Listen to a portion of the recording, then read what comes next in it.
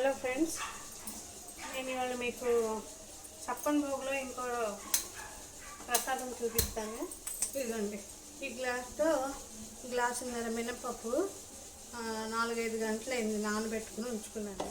ఇదిగోండి, 4-5 గంటలు అయింది నానబెట్టుకున్నాను. ఇది ఇప్పుడు నీళ్ళు ఏమీ వేయకుండా అంటే గట్టిగా గ్రైండ్ చేసుకోవాలన్నమాట. ఇందులో కడాయిలో గీ వేసుకోవాలి. ఇది గ్రైండ్ చేసుకుంటానండి మెత్తగా. గీ వేడైనప్పటికీ ఇది మనం దేంతో అయితే మనం మినపప్పు కొలత తీసుకున్నామో ఆ గ్లాస్ తోటే ఒక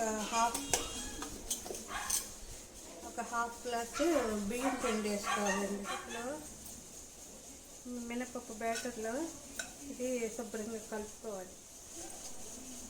ఇదిగోండి, శుభ్రంగా ఆ మినపప్పు గ్రైండ్ చేసుకున్నాం. దానిలో నేను శుభ్రంగా చేతులతో కలిసానండి బియ్యం పిండి వేసి. ఇప్పుడు ఈ మొత్తంతో ఇందులో వేసేయాలి.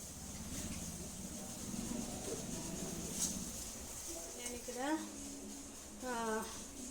జీలకర్ర 1 స్పూన్ తీసుకున్నాను, మిరియాలు కొన్ని తీసుకున్నాను, పెద్ద ఇలాచి 1 తీసుకున్నాను, ఇదేమో పాన్ మోరి, ఇదేమో దాల్చిన చెక్క. ఇవన్నీ గ్రైండ్ చేసేసుకోవాలంటే పౌడర్ చేసేసుకోవాలి. ఇలా కొంచెం వేయించుకున్నాక ఇప్పుడు బెల్లం వేసుకోవాలండి. బెల్లం అంటే మనం మన స్వీట్ ఎంత తింటాం అంత వేసుకోవాలి.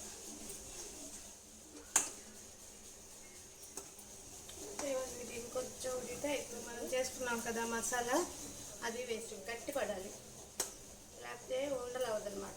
లేకపోతే ఓవల్ షేప్ ఏదో చేసుకోవచ్చు.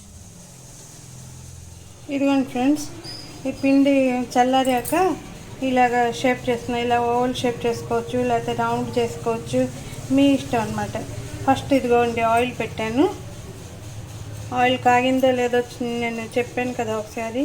2 రీజన్స్ ఉన్నాయి ముందు ఇలా వేయడానికి. ఒకటేమో దిష్టి తగలకుండా ఉంటుందనేసి, మరొకటేమో ఆయిల్ కాగిందా లేదా టెంపుల్స్లో వాటిలో వాళ్ళు నెయ్యితో చేస్తారండి. అంటే జగన్నాథ్ ప్రసాదం కదా, మనం మామూలుగా ఇంట్లో చేసుకుని దాని మీద తులసాకు ఒకటి పెడతారు. మనం మామూలుగా ఇంట్లో చేసుకుంటాం కాబట్టి నూనెలోనే సిమ్లోనే ఉంచుకోవాలండి. ఎన్ని పడితే అన్నీ. ఇదిగోండి ఫ్రెండ్స్, ఇది బొట్టులి అంటారు, బొట్టులి, BOTULI. మీకు నచ్చితే కనుక సబ్స్క్రైబ్ చేసుకోండి, షేర్ చేయండి, లైక్ చేయండి.